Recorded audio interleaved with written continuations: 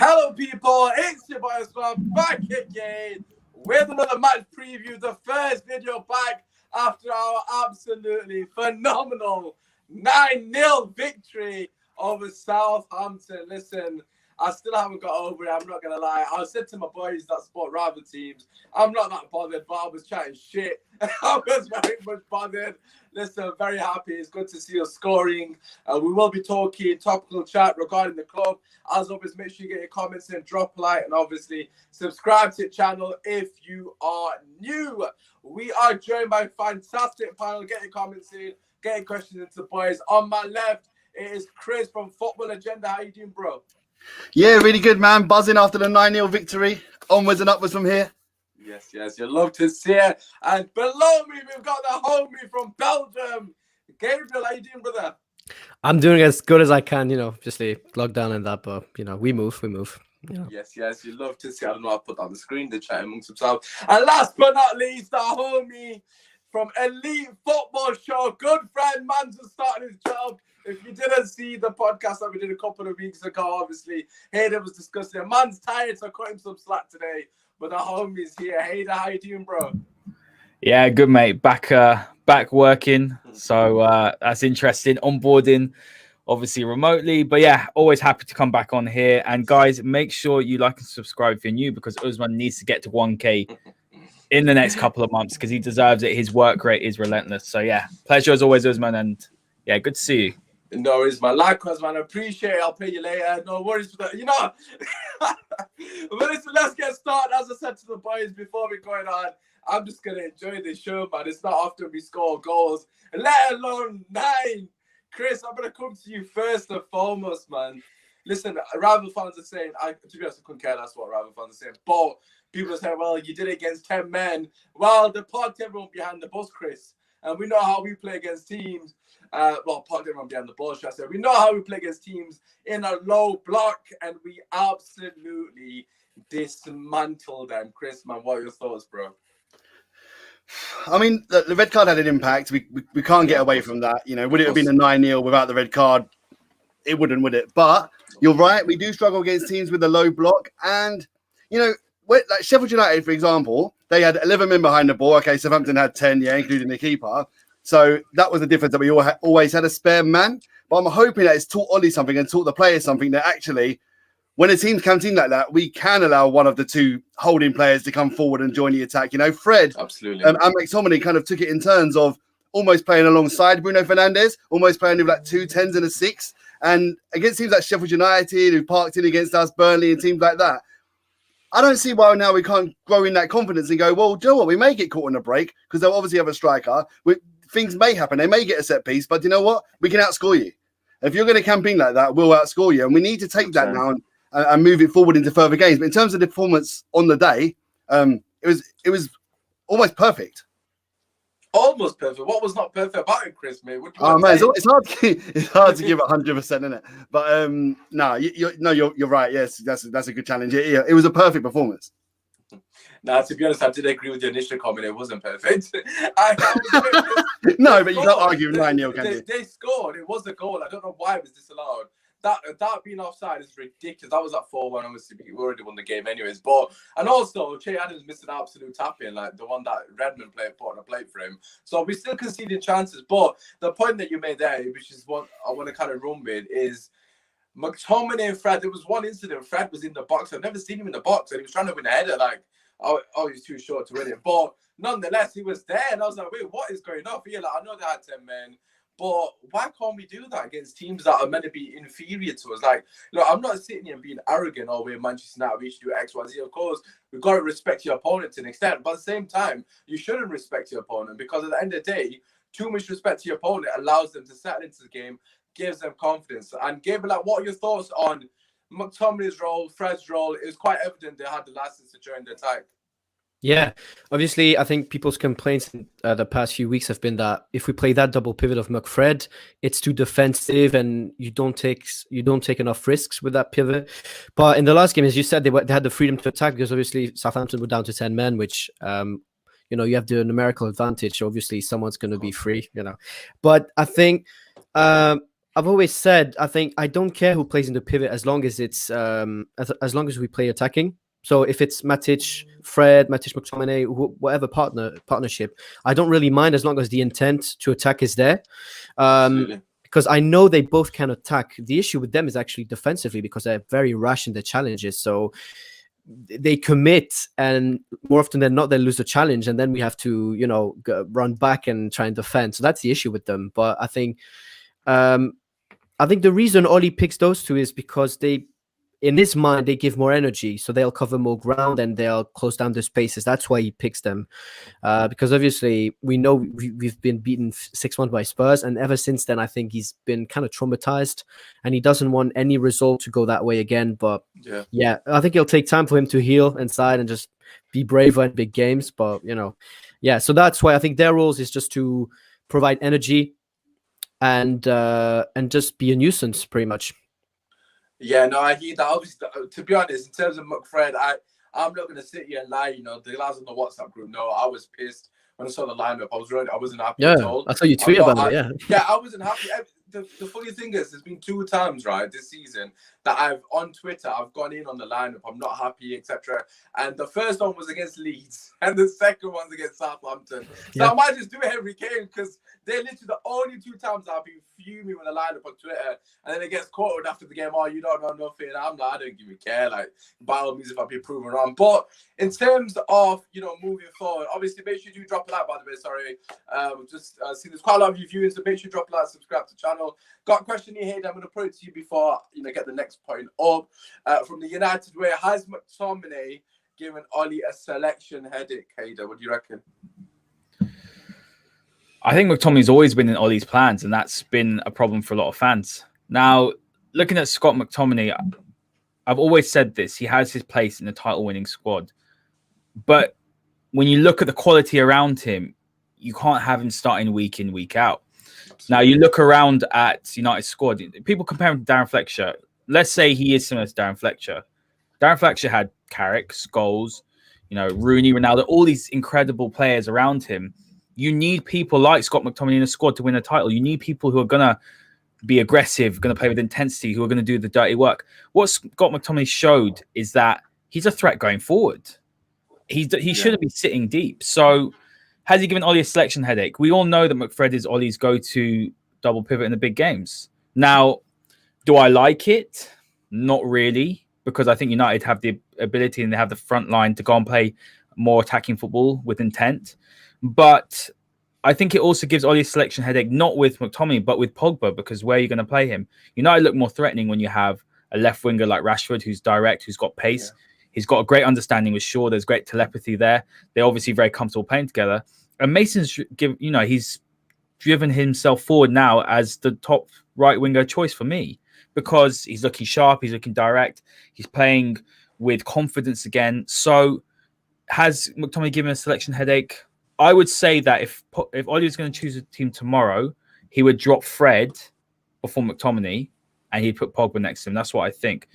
Wow. I've never been the highest on McTominay. I just think that fans mix up world-class attitude with ability. He's got great attitude, world-class attitude, I always say, but he's a good player. But if United want to go forward and they want to go and win league titles and play more progressive football, they want to dominate the opposition in big games, McTominay can't be starting week in, week out. But put him next to someone who's, for example, a top defensive midfielder. Put him, maybe next to someone who has more of a wider range of passing, who can thread the lines, who can build from the back. I think he would be a really, really good player. So, yeah, the comment here, McTominay is a box-to-box player. He used to be a striker. Look at the way he strikes the ball. Get him on the edge of the box. That finish was disgusting. Yeah, absolutely. Look at all his goals. He scored against Arsenal last season. His one against... They're all bangers. Yeah, all bangers. He's honestly, he strikes the ball beautifully. He's got great technique. I don't want him sitting deep. Do you know why? Because he gets caught on possession. Yes, he's physically strong, but he's athletic. Get him playing box to box. Yeah. And I think another problem with him as well, I saw someone comparing to Busquets and I just laughed. But the problem is that it's just crazy. He's a good player, but the biggest problem is that sometimes when someone's a local lad, fans overrate them. So think about how many players we've had How many have come through the academy since 92, class of 92? Because everyone thinks every single player that comes through the academy is class of 92. How many players since 92 have been world class? You can't think of many. It's a handful. Yeah. I'm talking after class of 92. I think now you've got people like Rashford, you've got like Mason. About 1 or 2 people every 3 to 4 years make it from the academy. I say stay. The rest of them go. So fans just need to relax a little bit, appreciate what he does, but he's still got a lot of areas he needs to improve. But I'm not going to complain because I thought he was fantastic. Yeah. I was one of those that, I'm definitely against complaining about the team sheet. I don't do it because, and I don't think I'm better than anyone, but I don't do it because, like you said, how many times has Ollie put out a team? Like the one against Sheffield United, Matic and Pogba played together and everyone thought that we would absolutely smash them. We didn't. So I always just reserve judgment for the end. And it's the best way to do it. Let's just enjoy United's good form. We're in a title race, which we are. Liverpool are dropping points and happy days. Yeah, no, I hear what you're saying. In terms of McTominay, we've got a comment here saying, would you utilize him in certain games, which is kind of what you're alluding to. I personally completely agree with you. I've always said from day one, he's a squad player. You know, you pick and choose the games he plays. There's no way he should be starting week in, week out. He just doesn't have the quality for me to be starting week in, week out. Can you do a job? He can do more than just a job, as he has shown. But this is what you need. Look, you want McTominay scoring because Pogba sat on the bench thinking, well, I need to play well now. Like, if McTominay's not performing to a certain standard, and everyone's post-lockdown, back of last season when everyone's like, oh, Pogba and Bruno on starting, the drop-off is so huge. We're not seeing that drop-off without Pogba on the pitch as much as we did prior, and that is a huge sort of testament to the competition within the squad. So I think that's so vital. I kind of want to come back to the 4-2-3-1, Chris. I'll come to you first and foremost. You kind of mentioned the fact that we saw McTominay get into the box. Someone's put, McTominay's a box-to-box. If you play him CDM, you take away from his sort of skill set. Look, Bayern Munich, right, one of the best teams in the world, if not the best, right? They play 4-2-3-1. This has always been my issue, Chris. Like, Goretzka, right? And again, I'm not saying any of our players are Goretzka's level, but Goretzka plays as a second double pivot alongside the DM, whoever it may be. Obviously, Bayern rotate that a lot. But Goretzka, it always has the sort of license to join the attack. And Manchester United are playing a 4-2-3-1. And our issue is, right, we have Pogba sat there, as an example. We have Pogba and Matic both sat in DM. And in this game, I know that 10 men. We didn't see that for the first time in a while. Against Sheffield United, we got 2 DMs on the pitch. Like, by all means, that could be the starting position, but one has to surely have the license to join the attack, Chris. Moving forward, surely after this game, Ollie's got to think, okay, we got to continue to pack the box. Because that's why Cavani scored, because they didn't know to defend. There was so many players to pick up. Cavani's left on his own, and that was another incident. We had a couple other issues. Well, Martial as well get left on his own in the box, allowed to chase the ball down twice, which is unheard of in the box realistically. In terms of moving forward, Chris, what do you think Ollie needs to take away from this game? What's the most important thing for you? There's a few facets to that question, right? And I think there's a few reasons why we're in this boat. So when I was screaming about either Pogba or Van der Beek has to play, it's not an indictment on Fred or McTominay. It's more of the talent that we do have that's sitting on the bench that can make us even better. We need to find a way to accommodate that talent. But as long as you've got centre-back partnership of Maguire and Lindelof, you're never going to be able to play far enough forward to allow one of those in the double pivot, if you like, to then get further and join that. The only reason that was allowed to happen is because they went down to 10 men. There was a bit of space. Maguire then pushed up into pretty much midfield, was more or less alongside Fred a lot of the time. He was running down the left wing at one point, trying to cross the ball in. Yeah. And McTominay was on the end of it, trying to get on the end of it in a box. And I think, unfortunately, until we bring someone in like Anupa Meccano or someone of that nature, like a Koundé, somebody that can make recovery runs at the back and allow Maguire to then step into midfield and allow that CDM to then step up another, bring everybody forward 5 yards. Until we get to that place, I don't think you can do that. And that's the unfortunate thing with him. I think McTominay is quite similar to Pogba, not in quality, like Pogba's clearly a better footballer, but both of them have the same issue at United is they play in that double pivot. And both of their biggest attributes is scoring goals, long range shots, key passes in that little hole. And I'm not for 1 minute saying McTominay's as good as Pogba, but he can strike a ball. And if we got him more, I think if we was in a team where they was allowed to play a little bit further forward, where McTominay was allowed to get into those positions, we'd all change our minds because you'd suddenly start seeing Pogba play to his strengths, a little bit like we did this season, probably the first season since Pogba's been at United, where we've seen him allowed a little bit more to play to his strengths. So I think until we kind of throws caution to the wind and goes, right, I'm going to play Bailly when he's fit, I'm going to have a faster centre-back, or I'm going to bring somebody in and that's the support of the ball. Until we do that, then we can do that. And that's the difference. That's the difference between like Manchester City, for instance, who's got John Stones, Diaz. It's a completely different thing. And as long as you've got that back four, it's like Liverpool at the moment. They're struggling with the same thing. Without Van Dijk, I mean, yeah, they're playing centre midfielders, which is a little bit different, but they're being protective of them. They're being protective of their centre-back pairing, and that's why they're not free-flowing scoring. It's not because their attack has suddenly gone crap and out the window. It's because the midfielders have gone 10 yards deeper because they're worried about the defence, and everything has a knock-on effect to each other. Yeah, no, I completely hear that. In terms of what you said, we need certain individual alongside Maguire so the complete further the pitch. I think that's a very valid point. I think a lot of fans would probably agree with that sentiment or that statement, so to speak. And I think for me, the issue is, right, we're not brave enough, Gabriel. That's my problem. Look, against Southampton, it fell on our lap because obviously they went down to 10 men. It kind of forced us to play a certain way. However, even if they got 11 players on the pitch, again, obviously it's going to make a difference numerically. Don't get me wrong. But why can't we be that brave anyways? Like, at the end of the day, we're playing at home.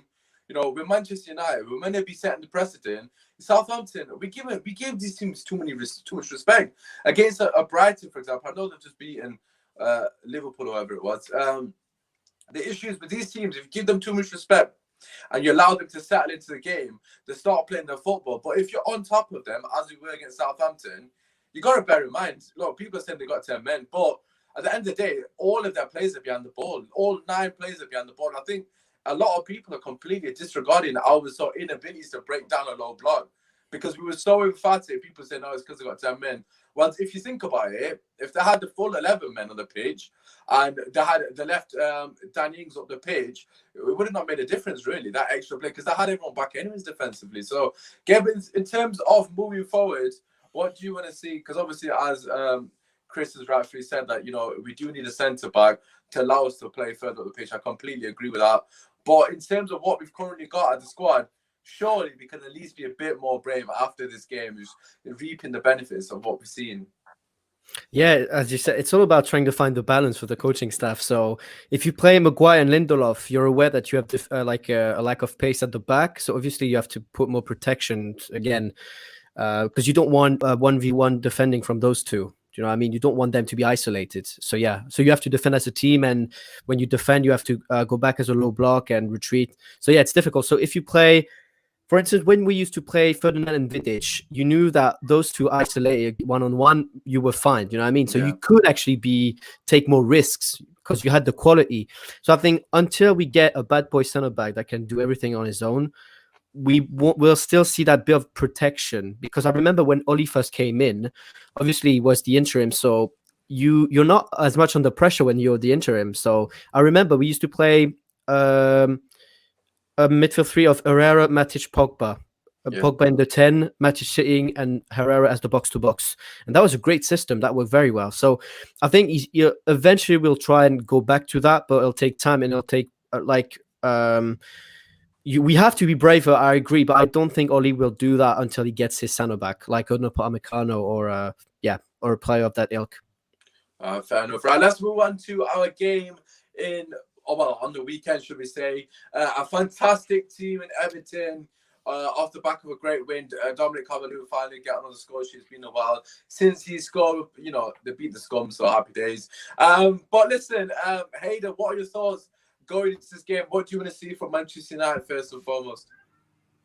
Intensity, aggression, arrogance, because we are where we are because we deserve to be where we are. And this is a lot of things people say, United they're lucky to be. No, we're over half of the season done. We're where we are because we're the high scoring side. We're the side who can blow teams away. The biggest issue I have with this United side, you don't know what's going to turn up in a game. In the space of one game, you can have the best 20-minute spell and then the worst 20-minute spell. So what I want to see is that in the last game, what United did very, very well is that what Fred and McTominay did fantastically well, and that was actually the start of the run for us. They they were passing through the lines really well. They're getting the ball to Bruno, and Bruno was getting in the box.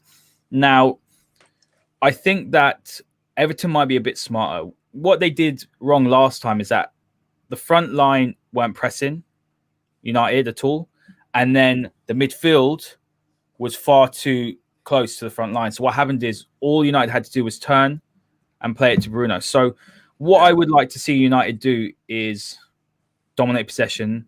I think Everton I actually think they're gonna be a bit more passive. I think they're gonna allow us to have the ball. I think they're gonna play a bit more of a low block, and then what they're gonna do is they're gonna really look to exploit the channels behind the wingers. Now, I'm not sure how Oli plays this game, because I think he's got a bit of a dilemma on his hand. He wants to fit Pogba back in, but I'm not too sure about Pogba playing up on the wing. I think he's good there, but I prefer him deeper because he can get more of a stranglehold on the game. What I want to see United do is I want to see them be patient again in the final third. Now, what they weren't against Arsenal and they weren't against Sheffield United, they weren't patient. Playing quick 1-2s, moving the ball quickly with intensity, from side to side as well, looking to exploit. And they did it fantastically well against Southampton. Yes, 10 men. Yeah. So, I think it's definitely a game United can win, but it's all about momentum. It's about, like you said, intent. I don't think Oli goes out. I think the misconception is that when you play a 4-2-3-1, I do want to debunk this. It's not a negative or a defensive formation. It's not, because like I said, Bayern Munich play it. So the thing is, right, so when you talk about the Bayern Munich system, right, what they do is their fullbacks go forward, and that's what Oli's trying to do. Their fullbacks, especially their right fullback, is better than going forward than Wan-Bissaka. But most importantly, and this is what Matic does. As is their left back, by the way. You don't. Their left back's better than ours as well, by the way. Yeah, but I think on current form, I'm not saying Luke Shaw's incredible. On current form, you can't say Luke Shaw isn't up there. Like, he's playing right out of his skin. But what there's a few things. Firstly, Bayern Munich's number 9 is absolutely unbelievable. We all know Lewandowski, the way that he manipulates space, the way that he's able to turn his channels, the way he drags centre backs around. Then also, I would say that their forwards are better than our forwards. The way that they occupy the half spaces, that is, they create overloads, and the fullbacks go forward. But what they do, as you said, I think the main area is that their centre backs are better at building from the back, and whoever's playing defensive midfielder, whether it's Kimmich, who's just on another level, that's the key for Manchester United. Those three positions, the two centre backs and defensive midfield, are not title winning quality. So until you fix that, you're not going to go and play more expansive football. You're not going to go and allow whoever's playing next to the defensive midfielders to go forward. So I just want to debunk it, because 4-2-3-1 isn't a negative or a defensive formation, because that front four are given license to go on attack and do what they want. The biggest problem is, and we saw it against Southampton, that's why United was so good. We saw it against Saints because the fullbacks were providing width, they were providing crossing, assists, goals, and that's what United haven't had for years. So look, it's a work in progress. I think United will win the game. I have confidence they will. It was really important mentally to get this victory, because we've seen many times on Ole Gunnar Solskjaer, when United lose a game, then they lose 2-3-4. We've shown it's a bit of a blip, but Everton are a really good side. I'd be playing Bailly, to be honest with you, to be dealing with Calvert-Lewin. Yeah. And I just don't want to see us lack intensity. I've said that word so many times, but this is a problem. It's not ability at all. It's intensity. It's scoring one goal and then sitting back, and not going for the jugular. And this is something, I don't know if you guys saw, I think it was Brad Cox that tweeted it, that it was 80th minute, Oli was shouting, go and get more goals. That's a mindset change, and that's massive. Yeah, so I've seen someone comment here. I didn't even know. Akil, I think, somebody was telling Dan James to get the ball. Instead of celebrating when we were 9. Because Oli said, go and get more goals. And that's what I want to see. The amount of times where we scored 1 or 2 and then we've sat back. No, they went for the jugular. They were ruthless, and that's what title-winning sides do. United won't win the title this year. City are ominous, but there's progress, and people just need to relax a little bit. It's going to take a bit of time. You can't fix this side until you go and get a proper defensive midfielder and you get another centre back in. Yeah. No, I hear that. In terms of the approach, like you already mentioned, you said intensity a lot. For me personally, it's always been about the approach. I think my issue with Ole Gunnar Solskjaer is our sort of start to games, man. Every single game we've had, well, not every, most of the games we play this season, we seem to be asleep the first half, and we wake up second half, or when we go goal behind, we think, oh, we need to start playing.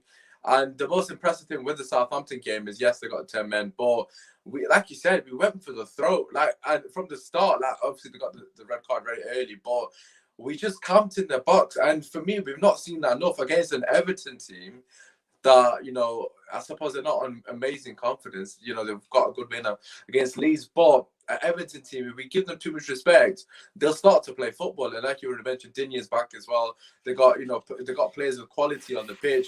In terms of the fullbacks, Chris, you know, Luke Shaw has been absolutely brilliant of late. Wan-Bissaka getting a goal and an assist. How influential do you think it is for the fullbacks moving forward? Because as Haider quite rightly pointed out, you know, they're offering us a lot of width at the moment. And on top of that, it's good to see Wan-Bissaka getting into the box off the back of a Luke Shaw delivery. What are your thoughts on the fullbacks and their roles moving forward? To be honest, I think since Ollie's been in charge, it's been the way. I don't think that's really been an issue. I think the fullbacks have been allowed to get forward when we're in possession anyway. And I think that's maybe even part of the problem why the two CDMs end up where they are, because they do end up quite high. But Luke Shaw's been brilliant this season. He can't get away from it. He should be England's left back. He's the best English left back. He's probably been the best left back, maybe bar Digne, in the league this season. Playing really good football. Aaron Wan-Bissaka is the best defensive right back in the league. Like, I know he got his goal, but he's not good enough going forward. And sometimes because of that, I feel like the instruction should be hold, let one of the midfielders go forward.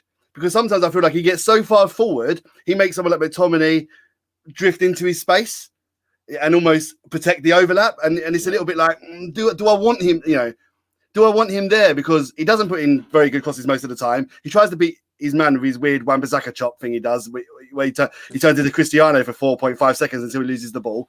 And he's quite frustrating to watch. Like I say, he got his goal. He ended up in more space because when you got 10 men, as you know, especially 9 men, you get narrower and narrower. And so the space is always going to be there wide anyway. Yeah. Well, I don't think he's good enough going forward, but very good defensively. And it's something that he's improving on. Since he came to us, he's definitely getting better and better as an advanced right back. And it's always been part of our DNA.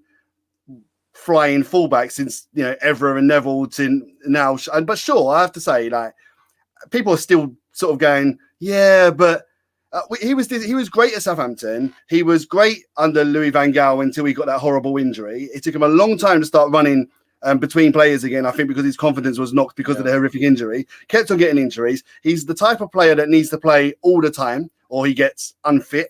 And now he's got that run in the team. I think he's been the best left back, best English left back anyway. I say Digne probably really got an argument. But other than that, no, I love it that they get forward. And I just think it's just a matter of the midfield gaining in. In terms of Everton, we've got a game on our hand. And I think we're going to see the best attacking left back in Digne against the best defensive right back in Wan-Bissaka. So that's going to be a battle down that side. But I think Shaw's going to have fun down the other side, getting in between the centre back and the left back. The right back. I think Shaw's going to tear him apart. I'll tip him to get the assist again. Yeah, and I think contemplating getting on fancy football. I'm not gonna lie. Yeah, sure. I tell you what, speaking about coming out the blocks fast, and I genuinely believe that 9-0 win now is going to give us the confidence. The first 15 minutes in this game is going to be absolutely massive. We need to come out all guns blazing, which I expect us to. And if the ball goes in the net, then floodgates could open. If it doesn't, then Richarlison and James, Calvert-Lewin will start counter-attacking, getting on the ball a bit more. And then I'll worry with our mentality where we'll go. Will we start going within ourselves, going, hang on, we're in a game here. I think we need to get that goal, get it early, and we'll be all right, I think. Yeah, in terms of confidence, I funnily enough, right, before the game, I was criticising all of our front line. Again, every time I slag someone off, the team just turned me to prove right. I put a stat on Twitter. You know, in the last 5 games, obviously Rashford hadn't scored a goal the last 5 games. Martial hadn't. I know Greenwood didn't score, but Cavani only had 1 goal in the last 5. Bruno only had 1 goal in the last 5. In terms of confidence, Gabriel, how important is that going to be, in particular to the front line that have been struggling for goals of late? I think prior to that, it was like 3 goals in 4 games. I think prior to the 9-0. How important is that confidence going into this game for our front line? Oh, it's massive. It's massive because with United, you always feel that there's one part of like the pitch that does well, the other that underperforms. So like at the beginning of the season, we were scoring goals, but we couldn't defend. And then at one point we start keeping more clean sheets, but we couldn't score. And now we kept clean sheet and we scored a lot of goals. So I just hope that we start to, be sound defensively and still manage to score a lot of goals. That's my hope. So yeah, I think for the confidence, as you said, it's massive. Especially for, I think Martial got 2 goals and he looked not angry, but he looked frustrated that maybe he didn't start the game. And I like that about Martial. I remember Sir Alex knew that Wayne Rooney played better when he was angry, so he would rile him up or make him angry. So maybe it's the case with Martial. Maybe you need to not start Martial for a few games, make him come off the bench and he'll score goals because he's angry that he doesn't start. Maybe that's the way to go. But yeah, great for the confidence of the forwards. Cavani got his goal as well, a great header. And because he'd been missing a few chances as well before that. He missed a chance before that, 2 against Arsenal. He put a compilation on his Twitter. Yeah. What a guy. Well, a guy, because he knows, but at least he gets into the positions to score goals, which is reassuring. So yeah, as you said, great for that confidence. 100%. We've got a few people saying different things. Jamie's saying we should keep the same 11. Also, obviously, Ben Godfrey will be a right back, fantastic right back, very attacking as well. The United were saying, would you bring in Martial? He usually does well against Everton. Hey, I'm going to pass it to you. I obviously, Gabriel, you just said regarding him being angry, well, to be honest with you, I'm a huge Martial fan. He's not even been close to good enough for the standard of starting. So, by all means, he deserves to stay on the bench, fix up. Otherwise, you're not good enough to start, simple as that. But in terms of the selection, Haider, what are your thoughts? Surely you can't change a 9-0 winning team, surely. Well, this is the thing, people say that, you can't change a team because it won 6-2 against Leeds. But that's rubbish because, you could play Leeds one week and next week you play Newcastle. So you got to pick on the opposition. Yeah. However, I wouldn't be changing the starting 11. I wouldn't be having Martial start. You've got to, as Gabriel said, it does seem... Look, my issue with Martial is that multiple times when either players have come in for competition or he's lost his shirt, his form has dropped off a cliff. I don't think Martial is good enough. I'm talking about here. I'm talking about ability because he's got bags of ability, but I don't think he's got it there to be the number 9 for Manchester United to win titles. I'm just putting it straight out there. But what Oli needs to do is he needs to find the right balance. You can have Cavani, who's the best number 9 at the club, but we've seen before when Cavani, Rashford, and when he's on the right and Pogba plays on the left, the balance is off. It's all about balance. And Gabriel had a good point earlier saying when United were scoring lots of goals, they were conceding. When they tightened up at the back, they weren't scoring. There's a balance issue a lot of times with this United team. From back to front, they're not looking, settled, and they don't look like they can do both sides of the game. And I think that the forwards have suffered because of the fact that Oli has been trying to get the right combination. Now we've scored goals in this last game. I would be saying to the boys, same team. That's what I'd be doing. I'd be getting Rashford playing out on the left again. I'd get Mason on the right. I'd start with Cavani. And then Cavani's your starting number 9. I think that's got a nice balance to it. It's about midfield. What does he do?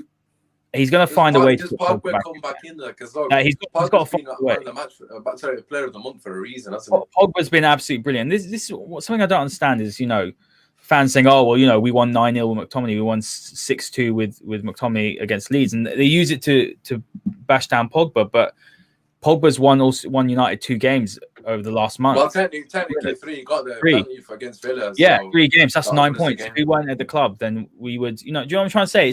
It's give and take. Some players have done it in this game, and we shouldn't be saying this, but I think what Oli has to do, and I wouldn't be surprised if he goes for Lindelof again and people always shout for Bailly, but I'm still not convinced with Eric Bailly because I don't see, if you look at the points per game, we're not much better. I think we're better still with Lindelof and Maguire.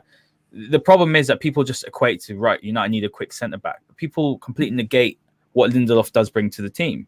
Fantastic at defending the channels. Absolutely fantastic.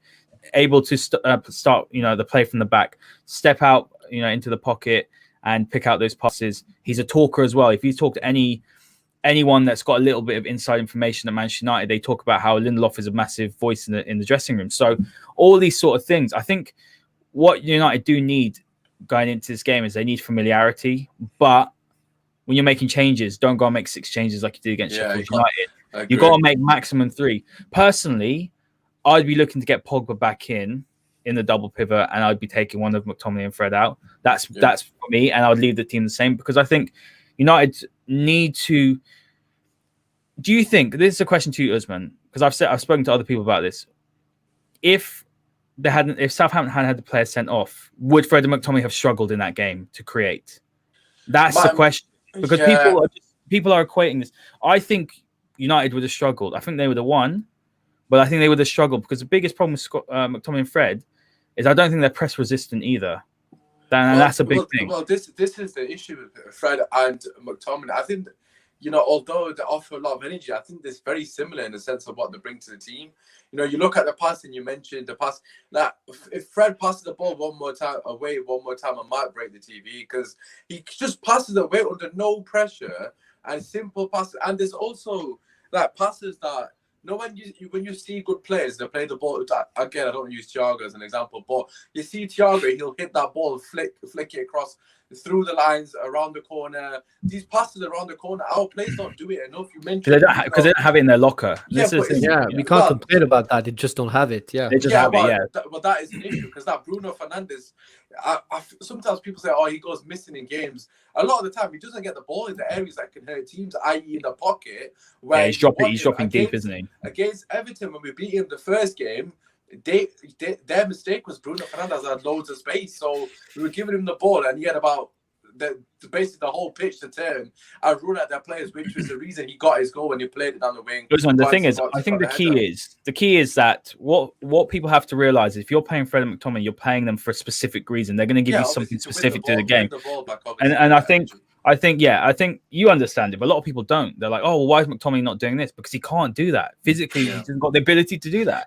That's not his fault. But what he will give you, which I'm not saying Pogba doesn't work hard. I'm one of the biggest Pogba supporters here. But what he will give you, which Pogba won't, is you say to McTominay, do this for the whole game. Let Wan-Bissaka go forward and shift into right channel. He will do it. He'll do it till he's literally crawling off the pitch. To be honest, McTominay's basically been a brilliant Herrera replacement. That's what he's been for me.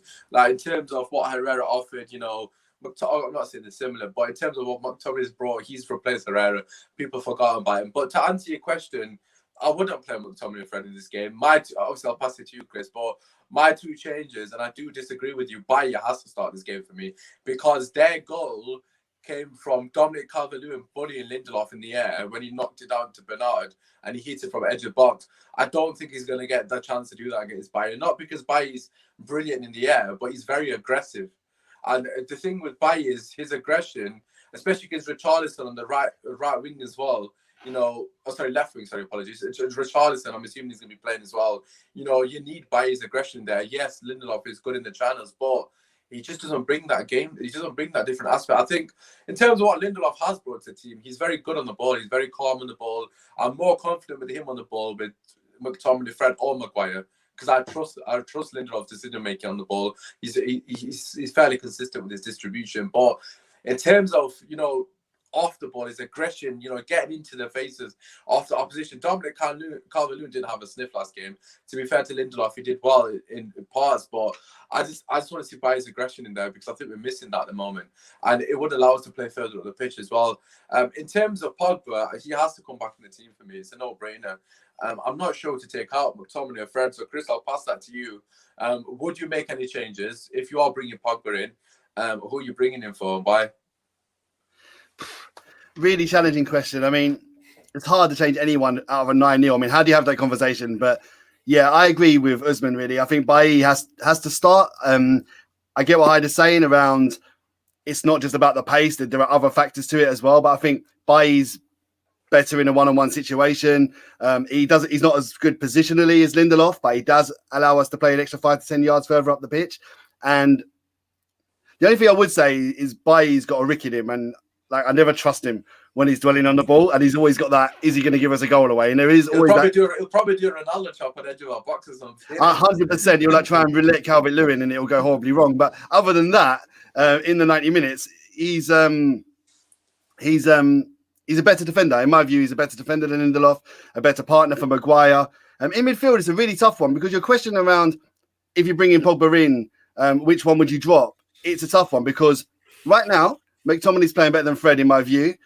But I don't think McTominay and Pogba is a good partnership at all. I think they're quite Yeah, I similar agree. in what they want to do. Neither of them are particularly mobile. Although McTominay tries hard, I just think Fred gets around the pitch better. And you made a comparison to Herrera earlier, and I think Fred's quite like him in the sense of the engine. Chris, do you think there might be I don't think he's going to do this, but I'm obviously going to ask you. Do you think he might go Matic and Pogba by any chance? He might. That would be one change too many, as Haider said. You don't want to overdo it. I can't cope with that. Like I can't cope with it. Thing is, statistically, it's our best midfield. No, because they've done well together behind. If you're playing Greenwood as a right winger and Rashford as a left winger, you're playing two strikers forwards, as wingers. You're playing Bruno Fernandes, who he gets up and down, but he's a 10, isn't he? And then you got Cavani as a striker. So you got 4 very attacking players on the pitch, and then you've got 2 players, Matic and Pogba. That I love Pogba to bits, but come on, he doesn't get about off the ball as much as he could do, and Matic used to, but he's incapable of it now. I mean, your stats around Matic, I don't know how far they date back, but the legs he had, he hasn't got. So I would say probably Fred and Pogba is because I think Fred. It's going to be a battle. Obviously, they've got. I think Fred brings Pogba's legs. As well, yeah. Fred brings Pogba's legs. Give Pogba the ball. Let him do what he needs to do. So my change is it's a really tough one because Scott McTominay's been playing so well, and to take him out of the team is harsh. But it's about quality on the day. Everton are a really good team, and Pogba will bring more to the game than McTominay. So yeah, that's the reason why I changed them over. Fair enough. Right, okay, Gabriel, same question to you. Also, where do you think the key battles lie this game? What do you reckon? Key battles? Probably Calvert-Lewin against our centre-backs. So if it's Lindelof, that'll be interesting. If it's Baye, don't worry. Another key battle could be Cavani against that. Again, Cavani is such a good, his movement is so good that you know he's going to drag the defense around. Yeah, he's just going to toy with them. So that's going to be an interesting one as well. I think Pogba in that midfield, because Pogba will definitely start. So Pogba against the likes of James against James. Sorry, James. We have James. They have James. So James. Sigurdsson and do you think Alan's I know it is. If they play Sigurdsson, this is the problem they made in the first game. Sigurdsson played alongside James, and I know a lot of Everton fans were pissed about that because Sigurdsson hasn't got the legs. So if Sigurdsson starts and he's not in the camp, so for example, if Sigurdsson starts and James is on the wing, I personally think that it plays into our hands. To be quite frankly honest, yeah, you guys think. Yeah, he played there last game against Leeds. So Sigurdsson played in the 10. So yeah, I know. And James is on the wing. I think that will benefit us because he's not notorious for tracking back, is he? Really? Yeah, he's not. He's definitely not. But yeah, in terms of who I would bring in, I agree with Chris. I think Fred and Pogba is the way to go because, as much as we say, how can you change a 9-0 team, a team that won 9-0? It's a different game. It's a different game altogether, different opposition. Southampton, the reason I think he picked McTominay and Fred is because they press hard. They're one of the best pressing teams in the league with Liverpool. So, but Everton don't press. They don't press that much. I remember when we played them at Goodison. They were giving us the full pitch, basically, to run into. It was weird. Yeah, so for me, you play Pogba, you play Fred for the energy because I think Fred is almost like a pressing trigger because he's got so much energy. Then the rest of the team presses as well, just like Bruno does. Yeah. So, Fred and Pogba, Bruno in the 10. I think Greenwood, even though he didn't score, he had a very good game against Southampton. So I would keep him in there. I think Greenwood with Wan-Bissaka is our best right-hand side for now until we get Sancho. So I like that balance. Yeah. I just wanted to go back quickly on Pogba before we continue. I looked at, there's a brilliant United account that focuses on tactics and statistics and stuff. And he looked into. Is that Abdul Bahari, man? Chance to hold me. No, it's it's it's United Arena. It's a great account about stuff. Yeah. And he looked into who Bruno plays best with. And of course it's Pogba. And the reason is because Pogba will actually get him the ball. So Bruno can stay high up the pitch. Pogba finds him through the lines. That's the key, and it's the reason it's not the opposite. It's the reason Bruno doesn't play deep and Pogba at the 10 because Bruno couldn't find Pogba through the lines as much. So actually we are sacrificing Pogba for the team. So that's why I don't complain because I know it's for the team. You know what I mean? So yeah, and when as I said, so he plays best with Pogba because Pogba can actually find him through the lines. So Bruno can just stay in the pockets and play his game, his one-touch game, the flicks and that kind of stuff. Whereas when he plays with McTominay and Fred, he has, as Chris said, he has to drop deep. So that hinders the attack because he's not with the attack. Then we attack less quickly and we lose what we're good at, which is the directness. So basically that's it. No, I hear the Pogba thing. I think in terms of passing the ball through the line, I think we'd all agree with that. This is, I can't remember if it was against Southampton Tottenham, when Pogba first came back from lockdown and he played that ball into Bruno, and then Bruno turned and played to Martial and they blocked it. Like, it was literally 2 passes and they must have played it like within 3 seconds. And it's those passes that we don't have enough in the team. And I think was it against Sheffield? Yeah, exactly, against Sheffield as well. The third goal, that's typical. Moving the ball from back to front, man, against teams like Everton, teams that it may potentially be an expansive game. It's so key, man. Like you've got to be able to move the ball quickly, and Pogba has got that in his locker, and he's on form as well. So it makes sense in terms of the pressing you mentioned. Obviously, Southampton's press. One thing I was really, really happy about was the way we were pressing. Like, for first time in a long time, we were chasing them. I know they had 10 men, but we fully sensed blood, and that's something I've not seen for us in We're not pressing. We're not a pressing side, and that's the thing. What I mean. We've got so many young players, right? Then we got Cavani, who's literally putting everybody else to shame in terms of his work rate, and we got Bruno, who's notorious for his work rate as well in terms of his pressing. We've got the right ingredients to be the biggest issue. We're not a pressing side, and that's the thing.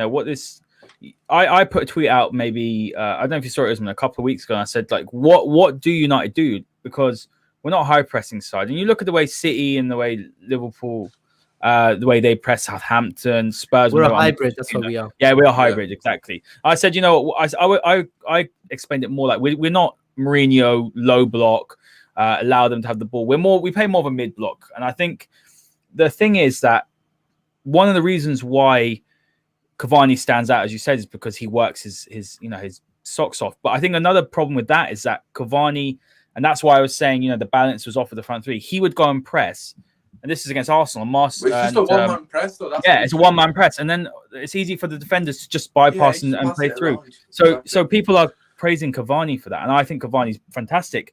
But actually, that was doing Manchester United. But this is the thing. So the press has been disjointed. The front three. And it starts with the front three. It's been disjointed for a very, very long time. And I think that's why you can't really be playing Martial on the left, because he doesn't do it well enough. Yeah. When you play centrally, he does. And that's the thing. When you play a 4-2-3-1, they've also got to look backwards, the 2 wide men. And Martial doesn't do that well enough. But when you play him centrally, he's better at it. But another thing as well is that you see Bruno go up and press, and then no one else is doing it as well. So this is a big problem. Look, myself personally, what I like in football and what I like to watch is I like to see a cohesive unit pressing. I like 100%. To see that's how I like it. But then you've got to temper it. Now, it's no surprise that teams like Southampton, like Liverpool, are getting injuries. There's a lot of muscle injuries because it's a condensed fixture list in one less month. It's all of it now in 9 months, I think. So this is the thing. I don't think Ole Gunnar Solskjaer, if you look at him at Mulder, he's never been a pressing manager, and I think we're not going to see that. But the issue is that, like Gabriel said, we're a hybrid. So I do think that when you're playing pressing one game and then you're sitting the next, it is confusing. Yeah. And I just think that when you're looking to build your identity, these are things you need to have already in your locker. You need to know what you're doing. You need to have that identity. I think that's the problem, that sometimes it's a little bit too mixed up. I have no issue. Actually, Ollie's got good tactical flexibility. He's earlier on the season, he played a diamond, he played 3 at the back. He can do it. And he has the ability to do it. But you question, I think United are staying with a 4-2-3-1, but you question what's the actual identity, what's the go-to? And I don't think we've got enough of that. Yeah, no, I completely agree with you, man. I think I can sense Gable doesn't agree with that. No. It's such an interesting, like, I've been thinking about this for months. That's why I'm having a grin, because it's so interesting to look into it, as you said. Like, United are, I think Ole's style of play, it's not really a style of play like Pep or Klopp, which you can clearly identify. Yeah, no defined philosophy. It's more of a idea. So, like, I want to be attacking, but I still want to be mindful of the opposition's weaknesses to exploit them. So it's kind of like, it's kind of like Fergie, but it's in a weird way. But so as we're a hybrid, as you said, Haider. Is that how you said Haider? Yeah. Yeah, Haider. Okay. We're a hybrid because if you look at the players we've been recruiting, we like the way we recruit. It looks like we're trying to have every tool in the box possible so that we can play every system imaginable. Because if you look at Telles is he's not like Luke Shaw. He's not going to carry the ball and be that threat going. He's just going to cross it. So he needs to be in a system that's got high possession and territory. The same with where we're looking at Kieran Trippier. Apparently, he's the same as Telles, and we've got Wan-Bissaka and Shaw are more defensive. So I think we're looking at players who are flexible, so we can play every tactical system. I think that's why Oli is like a great.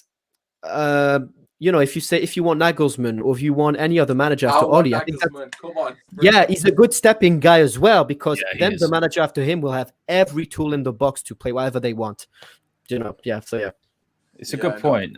It's a good point. And something I do want to add to that, sorry, Usmaan, is that I think, and this is the thing, and for a long time I've been thinking, obviously Usmaan, I do the masterclass. A long time, we've sat and watched, and we've seen United develop over the last 3 to 4 months since the season started. I think I also know what I like to watch, and that's important. I think when you know what you like subjectively when you watch this United side, that's why people are so polar opposite in what they think. Some people love the fact that what we had Mourinho didn't like, so now this is more attacking, so that's great. But for me personally, I want to be able to have that identifiable philosophy. I want to have, and although that some people say, I'm a big fan of Bielsa, I love Nagelsmann, I like Pochettino, I like all these managers. I think Allegri's brilliant, but Allegri again would actually be someone I would say Oli similar to, in the sense where he builds a system around the players rather than he says, right, this is my system, I'm going to shoehorn you in. And I think this is the point, that people have different interests and what they like to see.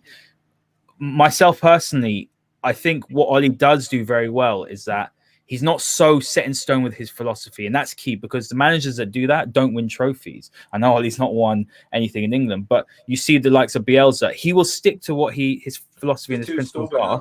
And that's a positive. But I think also the other side of the coin is that Oli does need to have that more of an identifiable, more concrete philosophy. We know that he wants to play 4-3-3. We know he wants to have attacking fullbacks. We know that he wants to have a winger a striker that plays on the last man. That's why Haaland was chased for so long.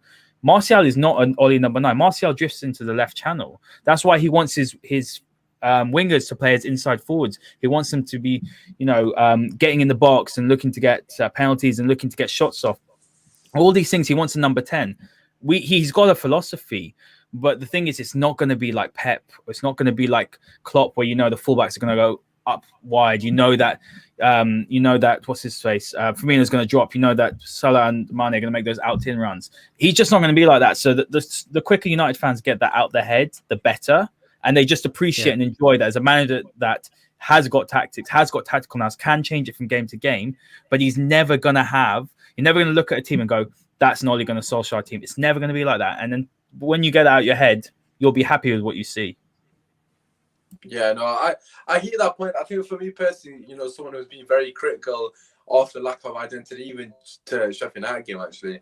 I think I hear what you're saying in terms of he's flexible, and that's definitely a positive, because, like you said, depending on the opposition, you got to play a certain brand of football to exploit their weaknesses. And I respect that from Oli. But my issue is, right, and this is a huge indictment of his sort of tenure so far, is that a lot of games we're very passive, because it seems like the players don't have clear instructions from game to game. It seems like, as I've just said, that each game it changes depending on the opposition.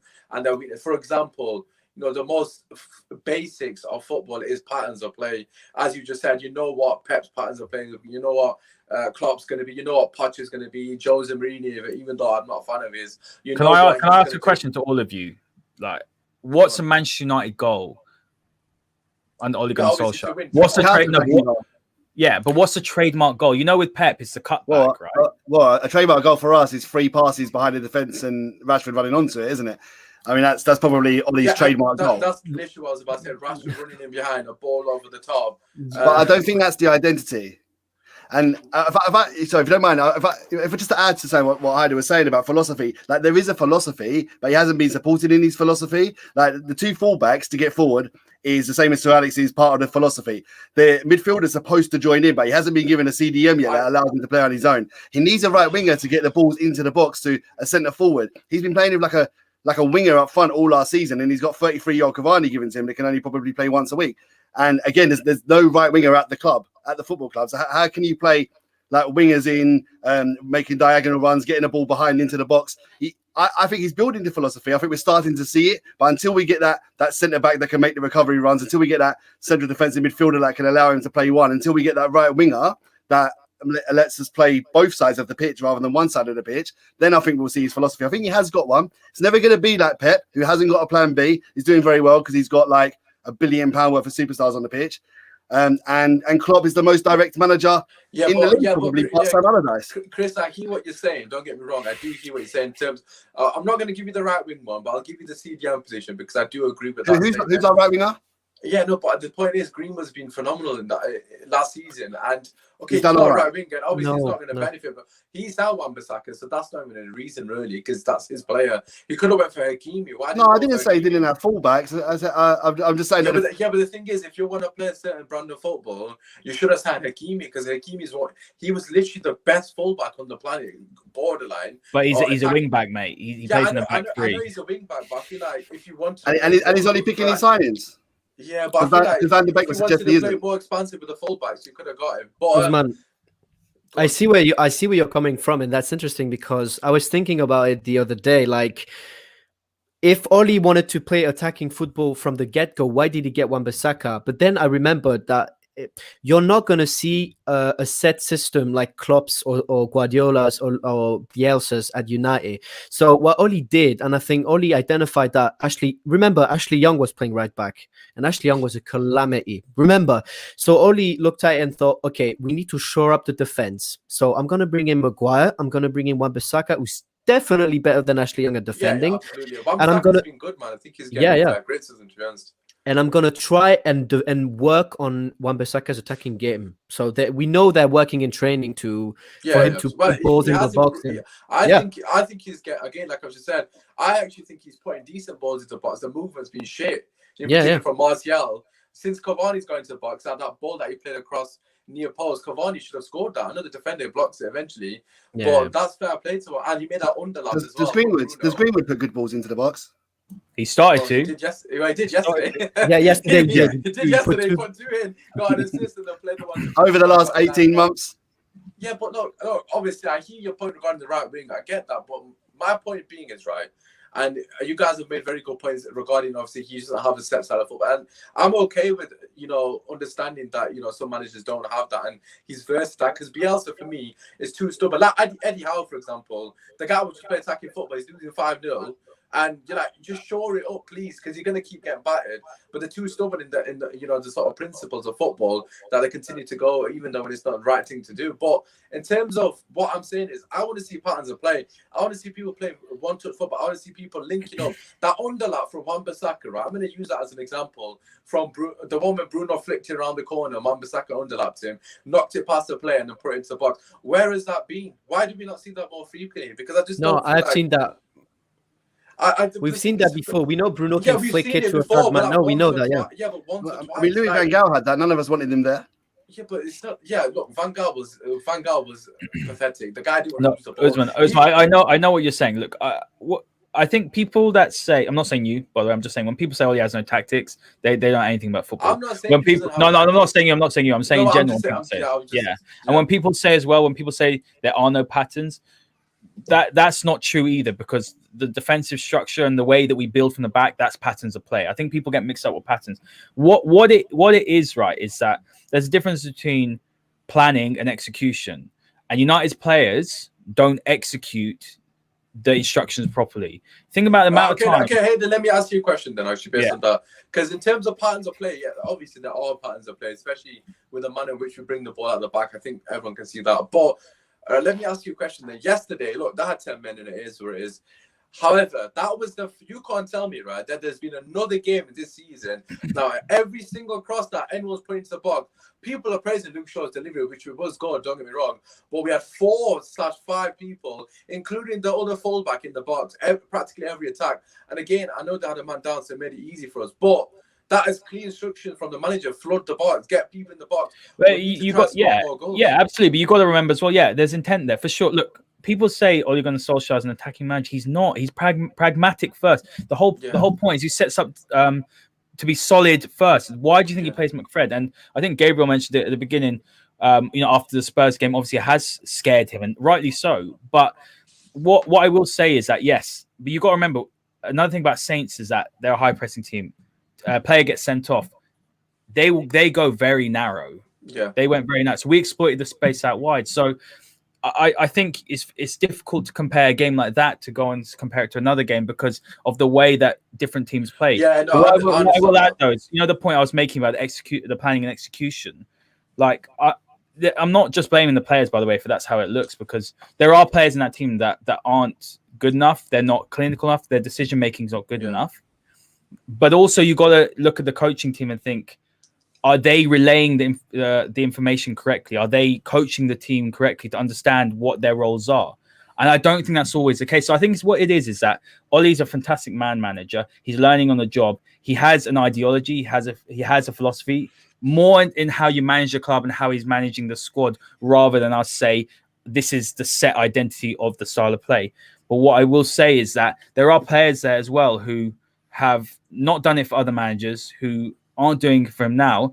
And there comes a point where when do you say it's the players need to be upgraded on? This is what I'm trying to say. Because look, realistically, right, we're sitting second, possibly in a title race, I'll say, let's say in a couple of months' time. And there's such big gaping holes in this side. The defensive partnership is not good enough. We haven't got a defensive midfielder. We haven't got a right winger.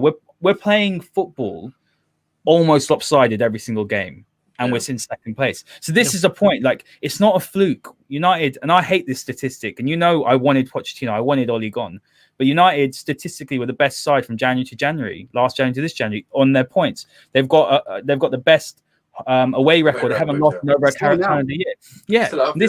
And this is all done with 4 gaping holes in your side. And I would say United need the number 9 as well. I would honestly say that, because they haven't got someone who's going to go and score consistently, not streaky, not score for 5 games and then not score for 10. Yeah, got Van Nistelrooy, man. Point. Bring it back. Yeah, so this is if Ollie wins the league, he's the best job that anyone's done since Ranieri. It's that sort of impact. The thing is, is that I think people have to understand what Ollie is, understand what he's good at. He's a fantastic man manager. He's good at implementing a strategy for a certain game. But what you'll never get from Ole Gunnar Solskjaer, and I still think this, even when you go and buy him his right winger, his defensive midfielder, he'll never play Pep Guardiola's team off the park. He'll never play a Jurgen Klopp team off the park in terms of dominating possession and territory. Yeah. And if that's what you want to see, like I like to see that, you're never going to get that. Yeah. At the end of the day, it's all about. Go ahead. No, go on. At the end of the day, it's all about preferences. So because you've seen with Klopp and Guardiola, when their system goes unstuck, they don't know what to do. We've seen Klopp this season. He doesn't. People say, "Oh, but they've got injuries." We know they've got injuries, but there's a coaching problem as well. There's a coaching issue. So, I agree. And then last season with Guardiola, he had injuries as well. Of course, you can't discount injuries, but there was an issue with how they were building up. Like, they were leaving too many spaces in behind. So it's all about preferences. And I'd compare Oli to Zidane in the way that, look, Zidane doesn't have a system like a Klopp or Guardiola, but Zidane, a brilliant player. He's a brilliant man manager. He's actually underrated tactically, so I don't want to compare their managing ability, but I want to compare the approach. And he still won 3 Champions Leagues on the bounce because he managed to find the right balance, and the players would just, like in terms of like build up play and stuff, the players were amazing, so they could just find their way pretty much. So yeah. Yeah, no, I hear the Zidane comparison, to be honest. I do hear that. I think in terms of, for me personally, right, Obviously, Pep Guardiola in particular lives and dies by his sword, and that guy will play tiki-taka until he's blue in the face, no pun intended. But in terms of like what I expect from Ole Gunnar Solskjaer, listen, it's too erratic. That's the issue with me. There's no consistency in our performances. There's no consistency in are we going to press this week? This is the issue. Like from week to week, I know people can say, well, that's based on the opposition. We play a certain brand of football to play against Southampton. It won't be the same against Newcastle. And I hear that point because obviously you got to be flexible. One thing's going to work against Southampton. The next thing is going to work against a team like Newcastle that don't offer much going forward. Am I right in this is what you want, right? And I want this as well. You want United to be able to go to any side in the country, like City do, like Liverpool do in most cases, maybe not the big games, most of the big games do, and just dominate and play exactly how they want to play. Up 100%. Basically, yeah. I think for me personally, right, and obviously I'll get Chris's thoughts on it. We're kind of going over time, but tomorrow. But in terms of what I want to see us pass every team off the park. And I know people can say, well, obviously every football fan wants that. But in terms of the approach, for me, I'm a person. I base my opinion on approach. How you approach a game for me is the most important thing. If you go out and have the sort of mindset that we're going to control the game, we want to try and pull the team left and right in terms of we play. I'm not saying we have to have triangles every 4 seconds. I'm not saying that, but one game we're trying to press, one game we're trying to counter-attack, one game where we're just completely non-existent in the game, or a lot of the games we're just completely passive in the game. There's no fluidity in the front line. There's no movement in the midfield. Pogba's been told to stand next to whoever the DM is in a double pivot. You're not allowed to join the attack. One game he's allowed to join the attack. It's like, okay, I understand you got to be flexible, but where does it become when you draw the line? Because then the players are quite unclear. Oh wait, am I allowed to join the attack this game? Or I wasn't allowed to join the attack last week. The lines become blurred for the players. It doesn't become second nature for the players because their role as an individual changes so frequently. How they're meant to get any stability in their own performances? Like Chris, what are your thoughts on that? Like in terms of, for example, Pogba 1 week he'll be told, okay, this week you can join the attack. Next week you can sit deep. That's understandable. But when it's so sporadic, every week, it's like, as a player, sometimes you just forget your role. That it's quite obvious that that's going to happen. I mean, possibly. I mean, I agree with Haider a bit in terms of we're never going to see a Klopp or a Guardiola kind of style where we play a certain way every single game. But I do think we're building towards what you're both said that you're looking for in terms of going out there trying to dominate every game. We're not there yet, but I do think Ollie's vision, it seems to me that his vision is to get to a place where we're going to bring the match to people. It may not be the way that you want to see it. It may not be tiki-taka football. It may not be the sort of press in play. Control the game. And I think we'll get there. And in terms of like the tactics, I think we've been caught out a couple of times. I think a couple of times we've seen what Ollie has tried to do. And in those games, it's backfired. We've been counted against. We've lost those games. So I think it's knocked his confidence maybe a little bit. And I think until we can kind of have faith in the players or bring in personnel that he has faith into that can carry out that. I mean, ultimately, you're talking about the tasks that they've been given, but they've got to carry out the tasks as we all do at work. Yeah, got to carry out the tasks that you've been given, and that's their job ultimately. And when they can carry out that job in the way that he wants them to, then he can trust them to do that job. And if you can't trust that person to do that job, then you can't ask them to carry it out. Chris, you just used the perfect analogy for me. You just said at work you get a task. Imagine one day a week you get told a task. The day after you got the complete polar opposite instruction. The day after that is another polar opposite instruction. You're gonna be like stuck in a sort of for example, especially in Pogba and I'm gonna focus on them two in particular, right? Because their role, right? You have to be very disciplined in their role because what if he's, for example, if Pogba and McTominay, they can win or lose the game in moments because if they overextend, you can leave the other person because we haven't got a specialist CDM, we know that. So you can leave the other person exposed, especially if it's Fred, because his inability to stuff the game out sometimes is difficult. But the point is, their roles are so blurred from game to game. It makes it difficult for them to perform at optimal level if they keep changing what they're doing. Yeah, and that's because of the turnover. You alluded to it earlier perfectly, Usmaan. Like, it's the turnover in possession. Like, how frequently does Fred give the ball away? Yeah, but this comes down to coaching, though, because, like, for example, again, let's. I don't know. Passing the ball from A to B, I don't think requires a lot of coaching. To be fair, watch Pep's team, right? This is what I get pissed off on the watch along, and I'm just being honest with you guys. When I'm watching the watch along, right? when I'm watching the game on the watch along, I always say this: when we're on the ball, how many options does that person have to pass the ball to someone? If you look at Pep's team, it almost looks like they got extra players on the pitch because that person who's got the ball, let's just say Gundogan's got the ball and I don't know, or Rodri or whatever, he's got 3 options in front of him to pass to every single time. When Pogba gets the ball for us, you got 1 option with Rashford in behind and maybe an option down the wing, i.e. the fullback. That's the only 2. It's not frequent. Usmaan, simply put, Pep's on a different level. He's just better. I get that. I never expect this from Ollie, and I expect from Ollie that he will leave a really good squad for the next manager. I think Gabriel alluded to earlier, saying Nagelsmann coming in after, for example, the foundations Ollie's put in, the work that he's done. I've always said this, Usmaan. I say this all the time. He's A to B. He'll take United from A to B. He came in to stop the rot. He turned around the culture. There's players that are playing for him, fighting for the shirt. But does he have enough to get us over the top? Possibly not. I still have my doubts on that. He can get us close. But that B2C manager will come in and completely extract as much. For me, Nagelsmann, right? If he comes out in the season, I know obviously Chris ain't gonna be happy with this, but if Nagelsmann comes out in the season, and to be fair to Ollie, I'm just gonna say this now, he's done a brilliant job. I've not given him enough credit during his tenure, but the squad that he's got there, as you said, the mentality, the culture, everything is shifted, and Ollie deserves a lot of credit. But I feel like a coach like Nagelsmann now, who comes and coaches his team, we will win the league. Like, I'm not even joking. Like, we signed a CDM with Nagelsmann. He's a good manager, not necessarily a great coach. No, but that's the thing. That's what I'm saying to you. And he can be our manager, but he needs better coaches around him. I think is the issue. That's the point I was getting to. In terms of coaching, the team can be coached considerably better, and that's the problem at the moment. Because, for example, again, it's not even about Pep.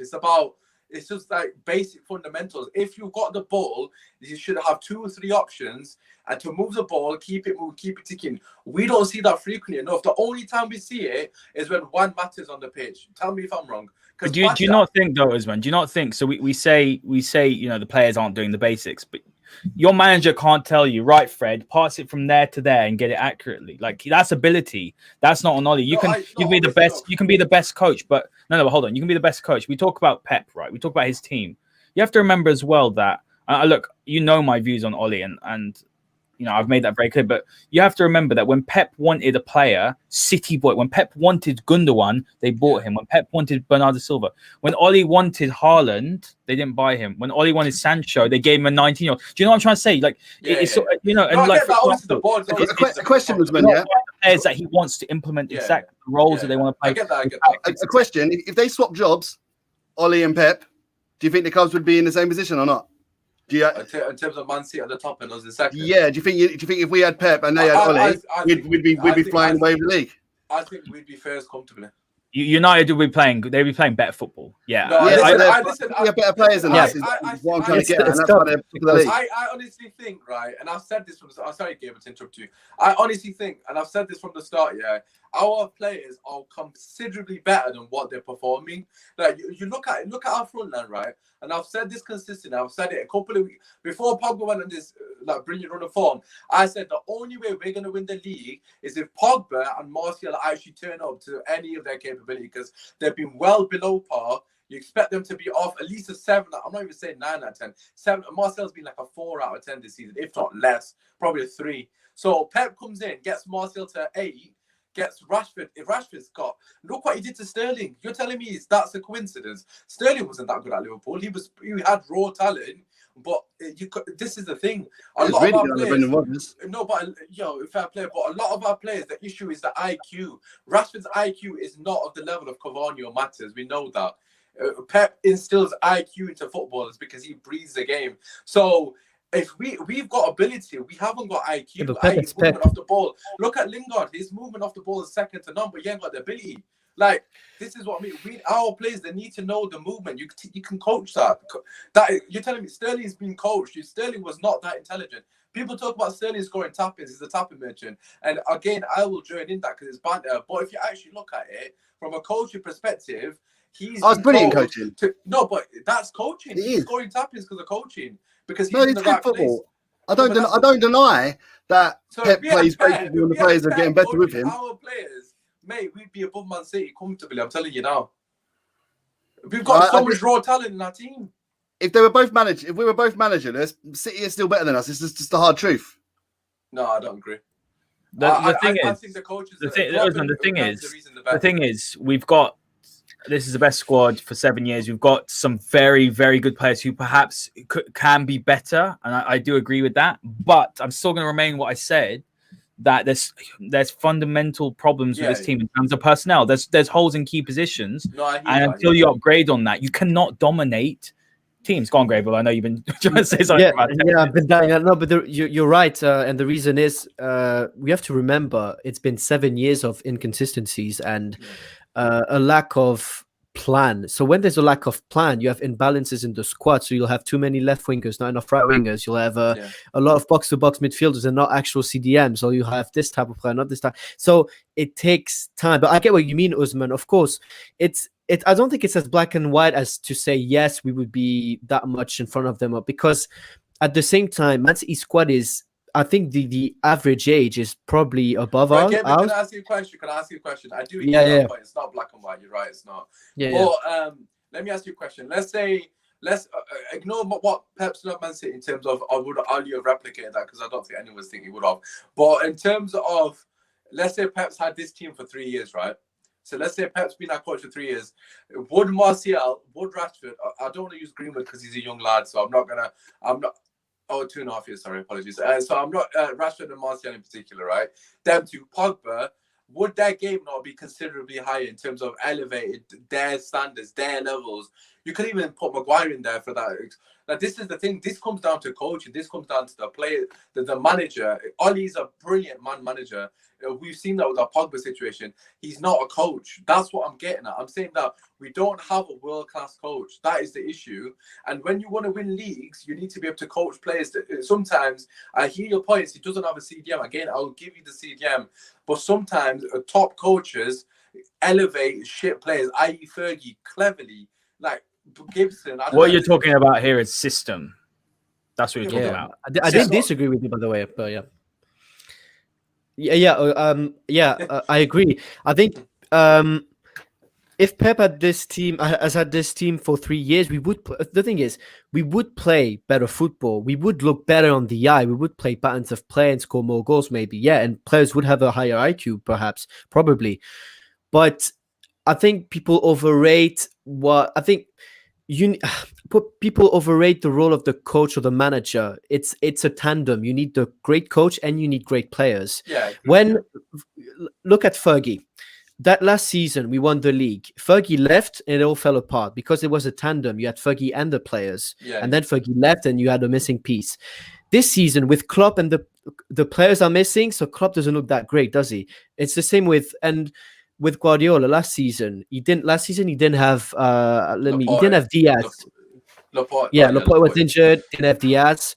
So he looked a bit iffy. So it's you have to look at both. So I think with Oli will never be a world-class coach, like a tactical coach like Bielsa or a Pep. No, he won't, because that's just not him. He's just not that's not him. So we have to look at the squad, and we have to look at, for instance, you say Pep would improve Pogba, but where would Pogba play in the system? Would Pogba play as an 8? Would he play as a 10? Would he, we know Pep likes the 4-3-3. Who would he play there? We don't know. You look at the fullbacks as well, Gabriel. The way Wan-Bissaka cannot do what Cancelo does. He wouldn't sign. This is the thing. I actually think Pep would struggle because the emphasis on the fullbacks and the wide men. He would not sign Wan-Bissaka. No, but you're saying if you gave him the squads. I suppose. This is what I'm saying. Pep had to spend about £150 million on fullbacks to play his system. Yeah, because obviously he needs the fullbacks to be like tucked in and distribute the ball. Yeah, it's a different thing. Yeah. Right. All right. Fair enough. We can't completely gone off topic in terms of Everton, but they got gone on to like as well. It was interesting. It was fun. It was passionate. Yeah, it was good. Yeah, listen, you said at the beginning, right? I was gonna put it as a podcast anyways instead of a preview, because I knew it was gonna be like this, because I wanted a general chat. I might change it later, but we'll see what I say. But listen, obviously, look, Carlo Ancelotti, a phenomenal manager as well. In terms of, we're just going to finish on Everton's threats and we'll do score prediction, obviously, because Spurs and Chelsea have kicked off, I think, if I'm not wrong. So we'll come to you first, Chris. Obviously, just briefly, it's quite obvious who their threats are, but you know, in terms of who do you think is going to cause us the most problems, and what's your score prediction? I think Calvert-Lewin he's scored. I think he's back on form. He's one of the best young English strikers. He's their biggest goal threat. I think Richarlison's been a bit off the boil. Not too worried about him. I think we just need to make sure we stick someone on. That's like Fred, making sure James Rodriguez doesn't run the game. And if we do that, I think we'll be all right. And I'll pick 3-1 United. Okay, fair enough. Very confident. Haider, what do you reckon? I'm gonna go against Chris in talking about Richarlison, because I think what they missed last game was what Richarlison does is he makes that run beyond the last man, and United struggled to contain players to do that. You know, you think about I think a year ago when United or 2 years ago United got beat 4-0. I mean, he caused us havoc. So I'll say he's the main man, and that's why Bailly probably will play. I'm going to go for a 2-1 United. I think they'll carry on winning, and they need to. There's just no excuses. You got to keep on winning if you want to be title contenders and have these credentials. You have to win these games at home. 100%. And Gabriel, last but not least, thoughts? Yeah, I thought 3-1 as well. I agree with Chris. I think it'll be. Do you know what it is? I think I don't trust us to keep a clean sheet for the simple fact that every time the opposition gets a corner, I'm scared we're going to concede. So I think that's probably from every time, man. They'll probably score from a Jerry Mina as well, by the way, is an absolute monster in the air. Yeah, he's like 6'6". Yeah, he's a monster. So yeah, I think, and we have to. I think the next 3 games are pivotal in the title race because we play Everton at home, West Brom away, and then Newcastle at home. Once you've got Liverpool, Arsenal, and Chelsea or Spurs, and Tottenham. Yeah. So if we win the next 3 and they drop a couple points, it could get very interesting. Yeah. Yeah, 100%. Listen, I've got to be honest. I'm a bit surprised we've all come for the same score. I said 3-1 as well, so it must be written in the stars. I don't know what's happened. Yeah, I thought. Yeah, I'm gonna come and be a bit brave 3-1. But right, lads, by the way, as one quickly, Chelsea are beating Spurs. Jorginho penalty. Oh, of course, I'm not happy about that. I needed Spurs to lose, Spurs to win. Sorry, just for the banter, but it's without Kane, listen. Yeah, we're in assist apparently, but it is what it is. But listen, I just want to say a massive thank you to our guests. Obviously, if you're watching this back on replay, obviously mostly probably watching Chelsea Game 9 as well. Make sure you do drop a like, subscribe to the channel. Everyone's links to their channels are down below in the description. All you've got to do is hit the link and go and subscribe to their content. Show love to them. They do fantastic work as well. I didn't even realize Chris changed his name to Football Agenda, but it is Football Agenda now. It used to be Let's Talk United, right? Yeah. Yeah, so I was like, who's Football Agenda? But I was like, oh, okay, yeah, I found it. Right, okay, so yeah, obviously, go and check Chris out as well. Obviously, show love to Gabriel. Gabriel's been a regular here for a couple of weeks now, so you'll probably see his face again. But listen, boys, it's been an absolute pleasure. Really enjoyed the discussion. And we'll catch you guys in the next one.